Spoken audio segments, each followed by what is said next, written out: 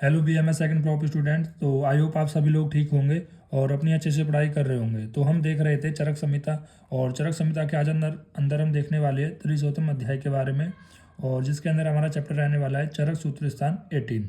ठीक। अब जैसे इसके चैप्टर के नाम से क्लियर है कि त्रिशोथ मतलब यहाँ पर तीन प्रकार की शोथ। अब शोथ क्या होती है? वो स्वेलिंग, एडिमा। ठीक है, तो इनके बारे में देखने वाले हैं। वो कितनी प्रकार की होती है? तीन प्रकार की होती है। अब वो तीन प्रकार की कौन कौन सी होती है? वातजन्य, पित्तजन्य, कफजन्य। मतलब जैसे मान लो मैं कहूँ कि अगर मेरे यहाँ पर ऐसे स्वेलिंग वगैरह हो गई, ठीक है, तो वो स्वेलिंग वात की वजह से भी हो सकती है, पित्त की वजह से भी हो सकती है, वो कफ की वजह से भी हो सकती है। मतलब उस स्वेलिंग के अंदर, उस शोथ के अंदर कौन सा दोष का इन्वॉल्वमेंट है। ठीक है, तो इसके बेसिस पर उन्होंने शोध को तीन प्रकार का बताया गया है। और वैसे तो इस चैप्टर के अंदर आप एक प्रकार की शोध, दो प्रकार की, तीन की, चार की, सात की, आठ प्रकार की शोध देखोगे। लेकिन जब भी एग्जामिनर वाइवा में, एमसीक्यू में कोई भी क्वेश्चन आता है कि शोध कितने प्रकार की है, तो आपको याद रखना है तीन प्रकार की। ठीक है, पहला इसका रीजन ये है क्योंकि जितनी भी शोध होती है उनमें हमारा दोषों का इन्वॉल्वमेंट होता है, या तो वात दोष का है, पित्त दोष का है, कफ दोष का। ठीक, और जो इसका जो दूसरा रीजन होता है, दूसरा रीजन ये कि चैप्टर का नाम ही क्या है? त्रिशोथ है। ठीक है, अब हम स्टार्ट करते हैं। तो सबसे पहले हम स्टार्ट करने से पहले थोड़ा थोड़ा आपको बता देते हैं। जैसे कि नाम से क्लियर है कि शोथ क्या होती है। शोथ होती है हमारी स्वेलिंग। ठीक है, अब देखो इस शोथ को हम सोप भी कह देते हैं, और सोप के साथ हम इसको शोथ कहते हैं, और इसको एक और भी नाम आएगा काफ़ी, अभी एक दो पर्याय और देखेंगे। जैसे कि सूजन कह देते हैं नॉर्मल हम सामान्य भाषा में। ठीक है, या एक इसको हम बोलते हैं शब्दों। तो इन नाम से कभी भी कंफ्यूज मत होना कि एग्जाम में अगर सत्तू करके आ गया कि सत्तू के बारे में वर्णन कीजिए, तो आप कंफ्यूज हो जाओ। तो ये क्या है? पर्याय एक तरीके से।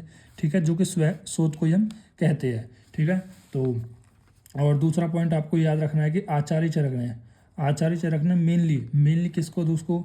शोथ में हमारा जो कफ दोष होता है उसकी इन्वॉल्वमेंट को माना गया है। ठीक है, तो आचार्य चरक कहते हैं कि जो भी शोथ होता है इनमें जो मेनली होता है वो मेनली कफ दोष की वजह से होता है। ठीक है, मतलब जो भी शोथ उत्पन्न हो रहा है उसमें मेनली कफ दोष होता है। लेकिन वहाँ पर एक आचार्य जो काश्यप होते हैं, ठीक है, तो आचार्य काश्यप कहते हैं कि यहाँ उन जो शोध के अंदर वाद दोष प्रदान होता है। ठीक है, वाद दोष प्रदान होता है। ये एमसीक्यू वगैरह के लिए इतना खास इंपॉर्टेंट नहीं है। ठीक है, ठीक। तो ये कुछ बातें मैंने आपको यहाँ पर बता दी है। और अगर मैं बात करता हूँ अपने रस के बारे में, जैसे षड रस होते हैं, तो षड रस में से अगर हम मधुर रस को और कसाय रस को छोड़ देते हैं, तो मधुर और कसाय रस को छोड़कर, ठीक है, जितने भी रस होते हैं, जैसे मधुर के बाद अम्ल आता है, लवण आता है, कटु आता है, तिक्त आता है, कसाई और मधुर कसाई को छोड़ना है, तो वो सारे रस सूत में इन्वॉल्वमेंट होते हैं। ठीक है, ठीक। और एक और इम्पॉर्टेंट पॉइंट आपको याद रखना है कि जो लवण होता है, हमारा जो लवण होता है वो विशेष रूप से, ठीक है, वैसे तो सभी रस होते हैं, वैसे मधुर कसाय को छोड़ के लवण विशेष रूप से जो शोधजन्य होता है। ठीक है, शोधजन्य होता है, शोध को उत्पन्न करने वाला होता है। ये तो नॉर्मल सी बात है कि जब भी आपको स्वेलिंग वगैरह होती है तो उसमें क्या करते हैं कि जो डॉक्टर वगैरह होते हैं वो लवण का मना कर देते हैं कि आपको किसी भी लवण का इंटेक नहीं करना है। ठीक है, तो अगर आप लवण का इंटेक करते हो तो आपकी स्वेलिंग बढ़ जाती है। ठीक, जैसे स्वेलिंग है ये हमारा पैथोलॉजी का कॉन्सेप्ट है। ठीक है, आप पैथोलॉजी में देखोगे कि इन्फ्लामेशन, और जो इन्फ्लामेशन होती है वो अलग होती है। ठीक है, और जो हमारा एडिमा होता है वो अलग होता है। ठीक है, एडिमा जिसको हम शोथ बोल रहे हैं, ठीक, तो ये अलग होता है। तो होता क्या है, थोड़ा सा मैं कॉन्सेप्ट आपको बता देता हूँ कि जैसे ये मान लो ये हमारी एक ब्लड कैपलरी है, एक ब्लड कैपलरी है, और यहाँ पर ये ब्लड कैपलरीज, और ये देखो ये हमारी ब्लड कैपलरीज है, और ये हमारी कोई वेन है। ठीक है, तो ये वेन है, और यहाँ पर क्या है, बहुत सारी सेल्स है। तो ये क्या कर रही है कि जो भी हमारा न्यूट्रेंट वगैरह है, ऑक्सीजन वगैरह है, तो ये जो भी ब्लड आ रहा है इनके थ्रू इन सेल्स को मिल रहा है। ठीक है, फ्री सेल्स यूज़ कर रही है और CO2 को रिलीज़ करती है, और CO2 इसके अंदर रिलीज़ कर देती है। ठीक है, तो ये क्या है, हमारी रिनल वेन है, तो इसके अंदर रिलीज़ कर देती है, तो वो क्या हो जाती है, रिनल वेन। और ये हमारी क्या होती है, ये होती है हमारी आर्टरी, जो भी हमारा ऑक्सीजन ब्लड को ला रही है। इन्होंने ये यूज़ करती है, इसको रिलीज़ कर देती है। और इसके ब्लड के अंदर होते हैं कुछ प्रोटीन्स वगैरह होते हैं। ठीक है, अब ये प्रोटीन क्या करते हैं, वो सारी ऑस्मोलरिटी को मेंटेन करते हैं। ठीक है, आगे हम पढ़ेंगे किस तरह से करते हैं। अब यार जो ऑस्मोलरिटी को मेंटेन करते हैं, मान लो किसी भी प्रकार से इन प्रोटीन में डिफेक्ट आ जाए, जैसे इन प्रोटीन में डिफेक्ट आएगा तो ये ऑस्मोलरिटी मेंटेन नहीं होगी, तो ये जो सारा फ्लूइड है वो कहाँ पर आ जाएगा, आपके सेल्स के अंदर आ जाएगा। ठीक है, जितने भी सेल्स हैं इनके अंदर सारा फ्लूइड आ जाएगा, और ये कैसे हो जाएगा, थोड़ा सा उठ जाएगा पार्ट, तो इसे ही हम क्या कहेंगे, एडिमा कहेंगे। ठीक है, समझ रहे बात को। अब ये एडिमा भी आगे जाके दो प्रकार का होगा, एक होगा पिटिंग और एक होगा नॉन पिटिंग। ठीक। तो पिटिंग में तो कह रहा है नॉर्मली पिटिंग कैसा होता है कि जैसे प्रोटीन का लॉस हो गया, तो प्रोटीन के लॉस होने की वजह से सारा फ्लूइड इसके अंदर आ गया है, तो ये क्या होता है हमारा पिटिंग। मतलब अगर मैं ऐसे इसको दबाऊंगा, पिट करूंगा तो वो दब जाएगा। ठीक है। एक होता है नॉन पिटिंग, मतलब उस एडिमा सूजन को अगर मैं दबाता हूँ तो वो दबेगा नहीं। क्यों नहीं दबेगा? तो इसमें क्या होता है, जैसे यहाँ पर क्या होता है कि हमारा सारा जो फ्लूइड है यहाँ पर आता है। ठीक है। इन सेल्स को क्या देता है, ऑक्सीजन वगैरह न्यूट्रेंट वगैरह देता है। इन न्यूट्रेंट के अंदर प्रोटीन वगैरह कंटेंट रहता है। ठीक है। और ग्लूकोज वगैरह रहता है, बहुत सारी रहती है, जो ये सारी यहाँ पर ब्लड वेजल से इन सेल्स के बीच में यहाँ पर आ जाती है। और यहाँ पर क्या रहता है, यहाँ पर एक रास्ता रहता है। ठीक। तो इस रास्ते को हम बोलते हैं हमारा जो लिम्फेटिक वेजल्स का। ठीक है। मतलब ये क्या करेंगी, जो भी हमारा न्यूट्रेंट वगैरह आता है, तो जो भी न्यूट्रेंट वगैरह आता है ये सेल्स यूज़ करती है और इसको फिर वापस से क्या डालते हैं, ब्लड में डालती है। जैसे कुछ प्रोटीन वगैरह, ये थोड़े बड़े मॉलिक्यूल्स होते हैं, उनको क्या करते हैं, तो वो डायरेक्टली यहाँ पर इस वेन के अंदर ना जाकर वो जाते हैं कि लेम्फेटिक वेजल्स के थ्रू। तो ये लेम्फेटिक वेजल्स के थ्रू जाते हैं और लेम्फेटिक वेजल्स आगे जाके फिर से इनको एक हमारी जो ब्लड वेजल्स है, इन प्रोटीन को वहाँ पर वापस में डाल देती है। ठीक है। तो अगर मान लो ये जो हमारा लिम्फेडेनोपैथी है, मतलब जो लिम्फेटिक वेसल्स है, इनमें अगर कभी ब्लॉकेज आ जाए, ठीक है, अगर इनमें कभी भी ब्लॉकेज आ गई, तो ब्लॉकेज आने की क्या वजह से क्या होगा कि जो प्रोटीन है वो वापस से ही इसके अंदर आएगा नहीं, और सारा प्रोटीन इन दो सेल्स के बीच में, जैसे मान लो सेल्स है, इन सेल्स के 2 सेल 3 सेल्स, इन सभी सेल्स के बीच में रह जाएगा। तो जिसकी वजह से क्या हो जाएगा, हमारा ये जो लिम्फेटिक चैनल्स है उनमें ब्लॉकेज आ जाएगी, और लिम्फेटिक चैनल की ब्लॉकेज आने की वजह से यहाँ पर क्या हो जाएगा, हमारा स्वेलिंग स्टार्ट हो जाएगी। अब जो यहाँ पर स्वेलिंग होगी, एडिमा होगा, वो कैसा होगा, नॉन पिटिंग होगा। नॉन पिटिंग क्यों? क्योंकि यहाँ पर प्रोटीन कंटेंट डिपॉजिट हो गया है, जिसकी वजह से नॉन पिटिंग होगा। जैसे कि आप, अगर मैं एक केस बताता हूँ, तो आप यहाँ पर देख सकते हो एलिफेंटिस फ्लैरिसिस में। ठीक है। तो एलिफेंटिस फ्लैरिसिस में क्या होता है कि जब आप एक मच्छर, ये एलिफेंटिस कैसे होता है कि आपने मच्छर मॉस्किटो का नाम सुना होगा, इसके काटने की वजह से, तो यहाँ पर ये क्या करता है कि जो भी हमारे लिम्फेटिक वेजल्स है इनमें ब्लॉकेज कर देता है। तो ब्लॉकेज करने की वजह से क्या होता है, जो भी प्रोटीन कंटेंट है वो लिम्फेटिक वेजल से हमारे ब्लड वेजल्स के अंदर नहीं आता है, सारा सारा सेल्स के अंदर ही, सेल्स के बीच में, सेल्स के पास पास से डिपॉजिट हो जाता है, जिसकी वजह से जो हमारा यहाँ पर एडिमा होता है वो कैसा होता है, नॉन पिटिंग होता है। ठीक है। अगर आपको समझ में नहीं आया तो कोई बात नहीं है, अभी के लिए आप टेंशन मत लीजिए। अभी तो मैंने थोड़ा सा कॉन्सेप्ट बताया आपको समझाने के लिए। ठीक है। तो अब हम अपने चैप्टर को स्टार्ट करते हैं। ठीक। तो हमारे चैप्टर जैसा है कि त्रिशोतम अध्यायम। तो यहाँ पर एक बात बताई है, तो प्रिमेपिडिका, जैसे कि अभी हमने चैप्टर नंबर 17 नहीं पढ़ाया है, तो इसका रीज़न क्या है? इसका रीज़न है कि वो आगे आपको मैं पढ़ाऊँगा, क्योंकि इसमें बहुत सारी ऐसी चीज़ें जो आपको पहले पढ़नी है, उसके बाद वो चीज़ पढ़नी है। जैसे मैंने सबसे पहले आपको चैप्टर 19 और 20 पढ़ाए, इसके पीछे का रीज़न ये था क्योंकि इसमें बहुत सारे प्रकार के डिजीज़ है, ठीक है, जो कि आपको कहीं ना कहीं आएंगी, और ये काफ़ी इंपॉर्टेंट भी थे, इन्होंने मैंने आपको पढ़ाया। ठीक। उसके बाद मैंने स्टार्टिंग करी है चैप्टर 17 में मैं पढ़ाऊंगा, लेकिन अभी के लिए मैं थोड़ा उसका स्किप कर रहा हूँ। तो जब आप चैप्टर नंबर 17 में देखते हो, तो उसमें एक चैप्टर आता है, मतलब चैप्टर का, तो उसमें एक चैप्टर, मतलब चैप्टर नंबर 17 का नाम है क्रिसंते अध्याय, कुछ इसी प्रकार का नाम है, ना क्रिसंते अध्याय करके। तो वहाँ पर जो ये प्रमेय की पीड़िका है, ठीक है, मतलब प्रमेय के बारे में बताया जाता है। तो प्रमेय की पीड़िका के 7 लक्षण बताए जाते हैं, जिनमें से एक लक्षण होता है शोथ। ठीक है। इन 7 लक्षण को हम देखेंगे चैप्टर नंबर 17 के अंदर। तो याद रखना कि जो प्रमेय की पीड़िकाएँ होती है, फुंसी वगैरह होती है प्रमेय की वजह से, तो उनके 7 लक्षण देखने को मिलते हैं, जिनमें से जो एक लक्षण है वो शोथ होता है, जिनका यहाँ इस शोथ का यहाँ पर इस चैप्टर में, चैप्टर नंबर 18 में वर्णन किया जाता है। समझ रहे हो?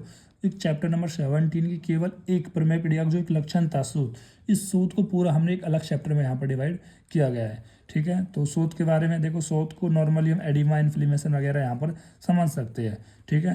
तो अब हमने बता दिया है कि एडिमा जो होता है वो इन्फ्लामेशन से अलग होता है, कि इन्फ्लामेशन में आप कुछ जो साइंस होते हैं जो इसको अलग बनाते हैं, जैसे इन्फ्लामेशन में अभी रहने देते हैं, इतना मॉडर्न का पार्ट आगे आपका काम आएगा तो सब बताएंगे। तो अभी थोड़ा समझ लीजिए कि इन्फ्लामेशन और एडिमा सेम ही है, ज़्यादा इसमें डिफरेंस नहीं है। तो अभी के लिए आप इतना समझ लीजिए। तो शोथ के पर्याय क्या होता है? शोथ होता है, सेवतु होता है, सूफ होता है, सूजन होता है। और परिभाषा क्या होती है कि परिभाषा बताई गई कि दोष और त्वचा और मांस का आश्रय ग्रहण करके उनके बीच में स्थिर होकर उभर आते हैं। तो ये सिंपल सी बात है, कोई इसमें ज़्यादा यहाँ पर आपको चीज़ समझनी नहीं है। ये क्या कह रही है कि त्वचा देखो, आपकी जो पहली लेयर होती है, जो पहली प्रोटेक्शन लेयर होती है, वो कौन सी होती है? स्किन होती है। तो ये आपकी त्वचा हो गई। और उसके बाद कह रहा है मांस, तो मांस का आश्रय, तो ये यहाँ पर क्या हो गया? आपका मांस हो गया। तो जो त्वचा और मांस का आश्रय ग्रहण कर उनके बीच में स्थित होते हैं, तो बीच में, तो ये यहाँ पर क्या होंगे? जो यहाँ पर दोष है, तो दोष क्या हो जाएंगे, स्थित हो जाएंगे, ठीक है। और स्थित होकर ये दोस्त क्या करते हैं, यहाँ पर थोड़ा सा ऐसा एलिवेट होने लग जाते हैं इनके बीच, और ये जो स्किन लेयर थोड़ी सी कैसे हो जाएगी, ऐसे उठ जाएगी फिर ऊपर की ओर। समझ रहे बात को। तो क्या बताना है कि सबसे पहले जो आपकी स्किन लेयर होती है, देन उसके नीचे जो मांस होता है, इन दोनों के बीच में जो दोष है वो ऐसे एलिवेट कर जाते हैं, ठीक। तो एक बार फिर से बता देता हूँ अलग अलग पेन से करके। तो ज़्यादा कुछ नहीं है कि जो आपकी स्किन है,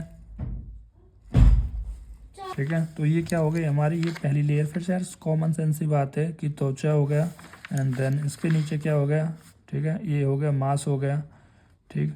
और त्वचा और मांस के बीच में जो हमारे दोष है, ऐसे उठ जाते हैं, ठीक है, ऐसे उठ जाते हैं, ठीक। तो इनके बीच मांसपेशी होकर ऐसे उठ जाते हैं, और ये थोड़े त्वचा भी आपको उठी हुई सी लगती है, उसी को हम क्या कहते हैं, सोत कहते हैं, ठीक है। काफ़ी इंपॉर्टेंट है, त्वचा और मांस के बीच में जो दोष है वो स्थित होकर उठ जाते हैं, उसी को हम क्या कहते हैं, सोत कहते हैं। अब देखो सोत को यहाँ पर दो तरीके से कैटेगराइज किया है, एक निज और एक आगंतुज, ठीक है। अब निज क्या होती है, निज होती है इंडोजीनियस, ठीक है, इंडोजीनियस मतलब इंटरनल सोत, इंटरनल स्वेलिंग, ठीक है। एक होती है आगंतुज, आगंतुज क्या है हमारी,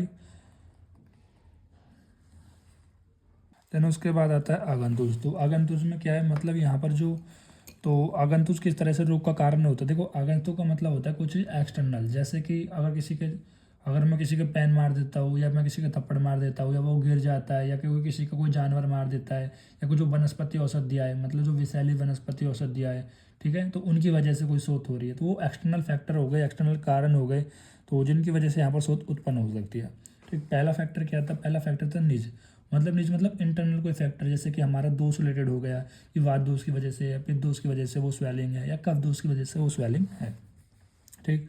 तो जैसे यहाँ पर आगंतुज के बारे में हम एक बार देख लेते हैं। तो पहले हम देख लेते हैं कि जो सोत हमारा एक्सटर्नल फैक्टर की वजह से होता है, मतलब आगंतुज की वजह से होता है, जैसे कि आघात हो गया। तो आघात में क्या आता है, जैसे, तो अब हम देखते हैं यहाँ पर सोच आगंतुज सोत की कारण क्या है, ठीक है। जैसे पहला हो गया आघात, ठीक है। तो आघात में क्या होता है, पहला होता है छेदन। छेदन कैसे, इसको शस्त्र से छेदन हो गया यहाँ पर, ठीक है। जैसे कि कोई शस्त्र है, मान लो कोई तलवार वगैरह है, ठीक है, कोई वेपन वगैरह है। अगर आप मेडिकल रिलेटेड समझना चाहते हो, तो जैसे कि मान लो कि कोई जो जो वो होते हैं ना, सीजर वगैरह होती है, ठीक है, इनसे कहीं कोई चीज़ आपको कोई चोट लग गई है, कोई चीज़, ठीक है, तो कोई चीज़ कट गई है, ठीक है, इनसे, ठीक। या फिर जिनसे आप वो टाके लगाते हैं ना, टाके सीजर्स लगाते हो आप, तो उनसे किसी वजह से होता है। तो जितने भी वेपन्स वगैरह है उनसे। देन दूसरा होता है भेदन। भेदन क्या होता है, इंसीजन, जैसे आप इंसीजन से, ब्लेड से आप इंसीजन देते हो ना, ठीक है, तो उसकी वजह से कहीं चोट लग गई है, ठीक है, तो उसकी वजह से भी एडिमा हो सकता है। देन हो सकता है छनन। तो छनन क्या होता है, तो छनन होता है कि हड्डियों को चूर चूर हो जाना, ठीक है। जैसे कभी एक्सीडेंट वगैरह में किसी के पैर पे कोई ट्रक चढ़ गया या कुछ हो गया, तो वहाँ पर हड्डियों का चूर चूर हो जाना। देन होता है भंजन। भंजन एक तरीके से क्या है कि कोई चीज़ फुल्ली डैमेज हो गई है, एक तरीके से जर्जरीकरण, मतलब इसकी जो पोजीशन है वो डिस्प्लेस हो गई है, ठीक है, तो वो होता है भंजन। देन होता है इसके बाद फिंचन, पिछल नहीं है, पिछल, ठीक है। तो ये यहाँ पर ये पिछन क्या होता है, ये पिछल नहीं है, ये यहाँ पर होगा पिछन, ने होगा यहाँ पर पिछल, मैंने गलत ही लिख दिया यार, ठीक है। पिचिन का मतलब होता है कि कंप्रेस होना, ठीक है, मतलब कोई चीज़ अत्यंत कुचल जाना। फिर होता है उत्पेशन। तो उत्पेशन क्या होता है कि यहाँ पर कोई चीज़ पिस जाना, जैसे कि अगर मैं बात करूँ, जैसे कोई चटनी पीसते हो ना आप सिल पे, इस तरह से। फिर उसके बाद है विषैली वनस्पतियाँ। तो विषैली वनस्पतियाँ मतलब क्या हो सकती है, जैसे विलावे का फूल लग गया, तो विलावे का फूल क्या एक तरीके से विष है, उसकी वजह से स्वेलिंग आ सकती है। या किसी फल का रस लग गया, क्रीमों का सूख लग गया, ठीक है, क्रीमों का जो सूख होता है, तो इसकी वजह से भी हो सकती है, ठीक है। तो यहाँ पर सूख क्या होता है, सूख होता है डंक, जैसे ततैया खा गया, मोहड़ खा गई, ठीक है, या फिर कोई चींटी वगैरह खा गई, इस तरह से। तो और भी बहुत सारे हो सकते हैं, ठीक। देन उसके बाद जंतु के मुख का कारण, जैसे कि हमारा दमस्ट्रा हो गया, ठीक है। तो जंतु के मुख में पहला क्या होता है, पहला होता है दमस्ट्रा। तो जैसे दमस्ट्रा में बताऊँ कैसे कह सकते हैं, जैसे कि कोई मंकी वगैरह हो गया, उसके काटने की वजह से स्वेलिंग आ गई, ठीक है। या फिर किसी की काटने की वजह से, ठीक है, न किसी का नख लग गया, नाखून लग गया, तो नाखून में बहुत जहर होता है। या फिर समुद्रियन बर्फीली हवाएं, ठीक है, तो समुद्रियन बर्फीली हवाएं में भी यहाँ पर ही बताई गई है, ठीक। तो उसके बाद यहाँ पर इसकी संप्राप्ति बताई गई है आगंतुज की। तो यहाँ पर सबसे पहले लक्षण उत्पन्न होते हैं, बाद में वातादि दोष उत्पन्न होते हैं। अगर आपने चैप्टर नंबर 20 महारोग अध्याय देखा होगा तो वहाँ पर भी मैंने निज और आगंतुज के बारे में बात की गई है। तो निज और आगंतुज के अंदर बताया गया है कि जो आगंतुक जो रोग होते हैं, वहाँ पर मैंने रोग की बात करी थी कि आगंतुक जो रोग होते हैं उनमें पहले लक्षण उत्पन्न होते हैं, देन बाद में दोष आदि उत्पन्न होते हैं। नॉर्मल से एग्जाम्पल से समझते हैं, जैसे कि किसी का एक्सीडेंट हो गया है तो उसमें क्या होगा, पहले उसको चोट आएगी, पहले उसको व्यथा उत्पन्न होगी, पेन उत्पन्न होगा, देन उसके बाद उसका जो पित्त दोष है या फिर कोई अन्य दोष भी यहाँ पर आपको प्रकोपित होता हुआ दिखाई देगा। ठीक, इसकी सीधी सी संप्राप्ति है। फिर उसका यहाँ पर उपसय बताया गया, तो उपसय किसका बताया गया है, तो उपसय बताया गया है यहाँ पर आगंतुज कारण का, मतलब आगंतुज जो स्रोत होती है तो उनका यहाँ पर उपसय क्या है, उपसय क्या है, एक संप्राप्ति है, सॉरी संप्राप्ति नहीं है, उपसय मतलब रिलीविंग फैक्टर है। देखो जब आप यहाँ पर रोग निदान के अंदर निदान पंचक के बारे में देखोगे तो वहाँ पर आप देखोगे कि निदान, पूर्व रूप, रूप, उपसय और संप्राप्ति, जो चौथी चीज आती है वो कौन सी होती है, उपसय होती है। तो उपसय क्या होती है, रिलीविंग फैक्टर, मतलब किन किन चीज़ों से उसे यहाँ पर रिलीविंग मिलेगा। तो सबसे पहले हमें क्या समझना है कि जो आगंतुक सूत है, आगंतुक सूत के हमने कारण देख लिए, मतलब जो एडिमा हो गई है, ठीक है, तो उस एडिमा का क्या क्या यहाँ पर एक तरीके से उपसय बताया गया। पहला होता है बंधन, ठीक है। अब कौन सा बंधन, तो ये वाला बंधन आप समझ सकते हो, जैसे कि तो जैसे कहीं की स्वेलिंग हो जाती है तो आप क्या करते हो, कपड़ा वगैरह बांध लेते हो, ठीक है, तो वो क्या हो गया, बंधन हो गया। देन दूसरा होगा मंत्र प्रयोग। तो मंत्र प्रयोग में क्या होता है कि मंत्र प्रयोग कैसे एक्सटर्नल स्वेलिंग को, एक्सटर्नल यहाँ पर सूत को कैसे आप रिलेट कर सकते हो। जैसे कि आप क्या करते हो कि जब भी कोई हवन वगैरह होता है तो आप अपने हाथ पे कलाया वगैरह बांधते हो। जैसे यहाँ पर जैसे मान लो ये कलाया है, कलाया तो नहीं है खैर ये, तो जैसे कलाएँ वगैरह बांधते हैं तो इनमें जब वो पंडित जी कलाएँ बांधते हैं तो वो कुछ मंत्रों का प्रयोग करते हैं। वो मंत्रों का प्रयोग करते हैं इसलिए करते हैं ताकि आपको कोई भी एक्सटर्नल, ठीक है, कोई भी एक्सटर्नल जो एक कारण बताया मैंने, आघात, विषैली, वनस्पति, जंतु के मुख्य कारण, इनमें से कोई भी फैक्टर आपको यहाँ पर शोथ उत्पन्न ना करा सके, ठीक है, मंत्र का प्रयोग कर सकते हो। देन दूसरा होता है अगध का लेप, ठीक है। अब देखो यहाँ पर आता है अगध।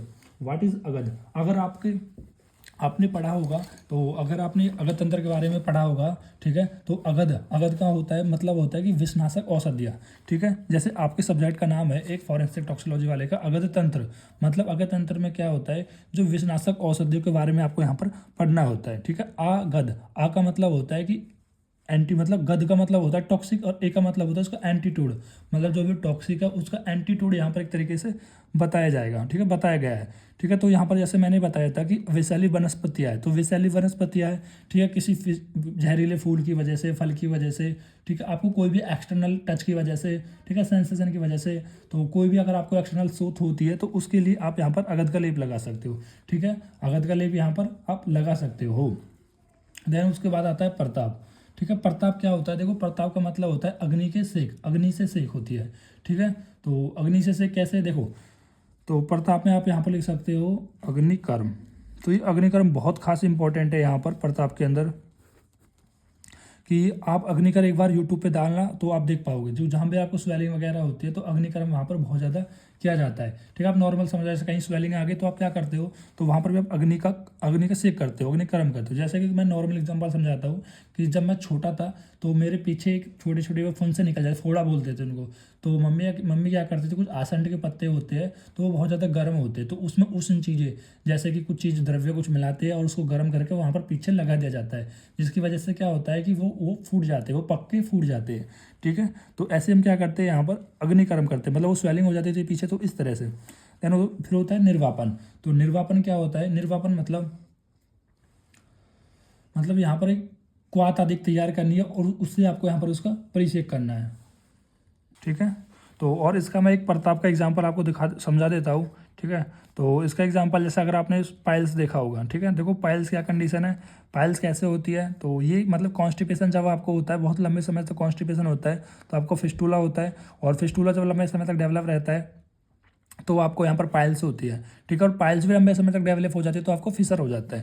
लेकिन हम पाइल्स समझते हैं तो पाइल्स में क्या होता है, जो आपका रेक्टम वाला रीजन होता है तो उस रेक्टम वाले रीजन पे क्या होता है कि जो आपका मांस है, मतलब जो रेक्टल वेन है या मांस वगैरह है, तो उसके आपको क्या है, कहीं ना कहीं छोटे छोटे पीस दिखेंगे, तो उनको भी काटने के लिए, उनको भी हटाने के लिए तो आप क्या करते हो, अग्निकर्म करते हो, ठीक है। तो इस तरह से आप यहाँ पर समझ सकते हो। ये हो गया आपकी आगंतुक शोथ, ठीक है। अब हम बात करते हैं निज, मतलब जो निज शोथ हो रही है, मतलब इंटरनल फैक्टर, वात की वजह से, पित्त की वजह से, कफ की वजह से जो शोथ हो रही है, ठीक है।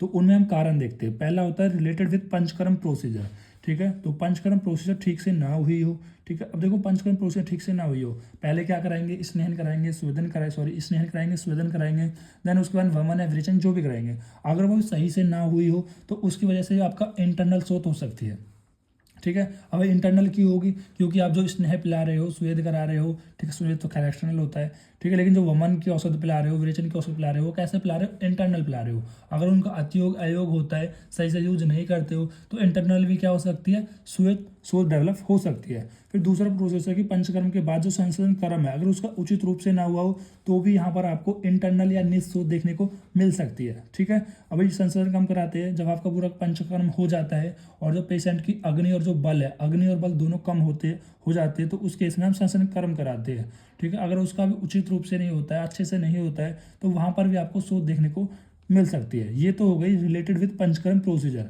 फिर दूसरा होता है कॉम्प्लेक्शन ऑफ अदर डिजीज, ठीक है, कि वमन में, अल्सक में, विसूचिका में, श्वास में, कास में, अतिसार में या आदि, या भगंदर में, अर्श में, रोगों में उपद्रव से, ठीक है। मतलब इन रोगों के उपद्रव से, कि वमन के उपद्रव से, अल्सक के उपद्रव से, विसूचिका के उपद्रव से, मतलब ये जनरल एक रोग बताई है जिन रोग की वजह से इंटरनल आपको स्वेलिंग देखने को मिल सकती है, ठीक है।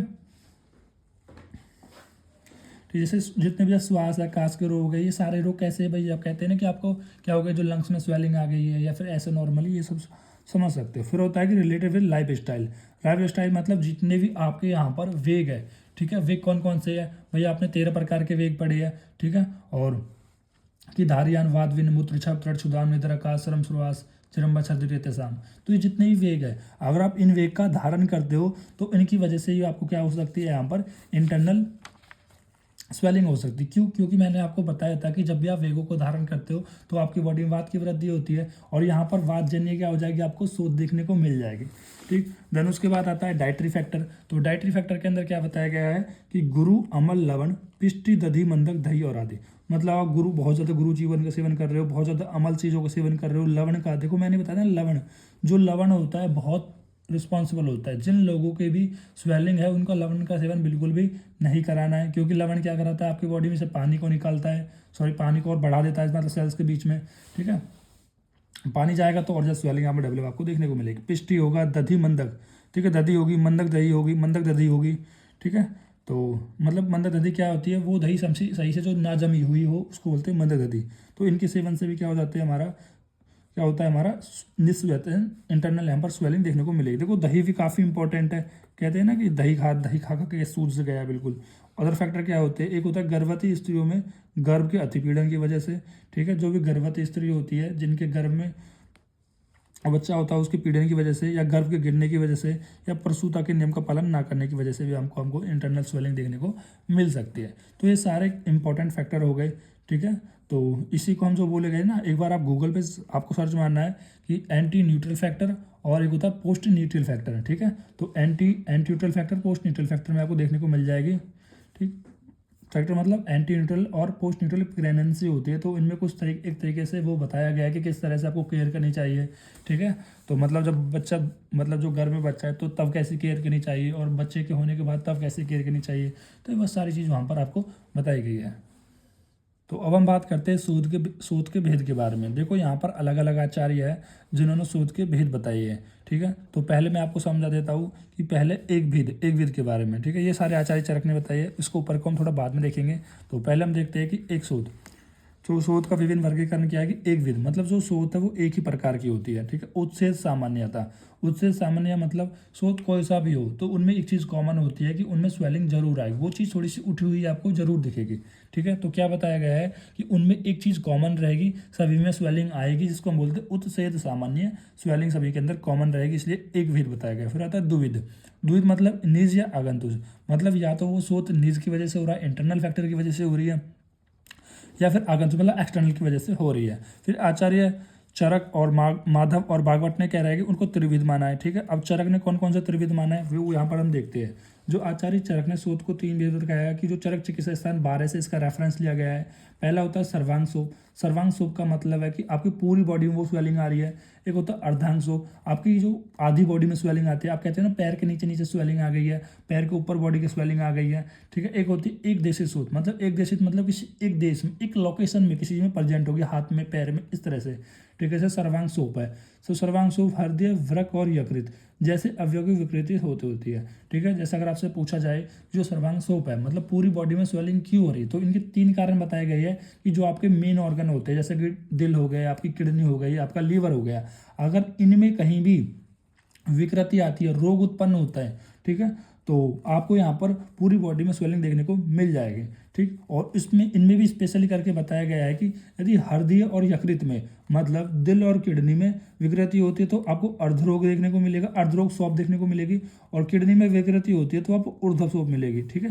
समझ रहे बात को, मतलब बॉडी के नीचे, अगर नाभि के नीचे अगर शोथ देखने को मिल रही है तो आप अनुमान कर सकते हो कि आपका जो लीवर है और आपका जो हार्ट है कहीं ना कहीं उनमें कुछ ना विकृति हुई है, कोई ना कोई रोग उत्पन्न हुआ है। और अगर जो आपको शोफ है तो वो वृक्क में मिलती है, वृक्क मतलब किडनी में मिलती है, ठीक है। किडनी में अगर कोई विकृति होती है, रोग उत्पन्न होता है, तो जो उसकी जो स्वेलिंग होगी वो कैसे होगी, ऊर्ध्व दिशा में होगी, ठीक है, इस तरह से। और अर्धांग शोफ क्या होता है, मतलब आधी बॉडी में स्वेलिंग होती है, जो मैंने यहाँ पर आपको बता दी, ठीक है। और एक देशी शोफ मतलब किसी न किसी आगंतुक कारण की वजह से कि यहाँ पर चोट लगे, यहाँ पर चोट लगी, तो उनकी वजह से एक किसी पर्टिकुलर रीजन में यहाँ पर आपको स्वेलिंग देखने को मिल जाएगी। तो ये तो हो गया त्रिविध आचार्य चरक की, ठीक। अब हम देखते हैं आचार्य माधव की। आचार्य माधव क्या कहते हैं, ऊर्ध्वगत, मध्यगत, अधोगत, मतलब या तो ऊपरले रीजन में स्वेलिंग होगी, या बीच में स्वेलिंग होगी, या नीचे स्वेलिंग होगी, ठीक है।